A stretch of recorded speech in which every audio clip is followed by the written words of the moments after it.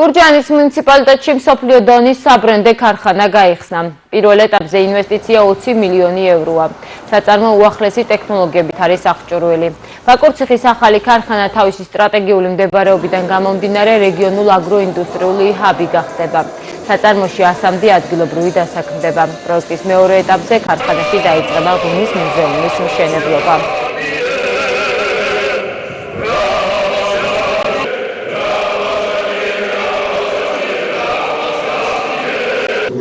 კომპლექსი 22,000 ტონიანი.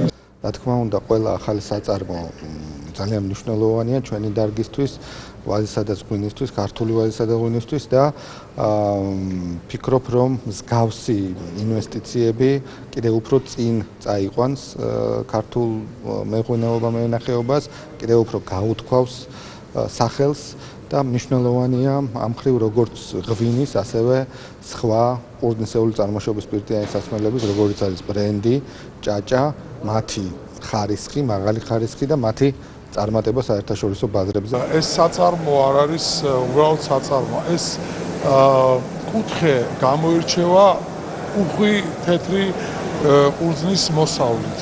და ძალიან შეიძლება ითქვას, რომ ყოველთვის იყო ხოლმე რაღაც თხოვნა გლეხებისგან, რომ აი ამ ლოკაციაში როგორღაც გაჩენილიყო საინტერესო საწარმო.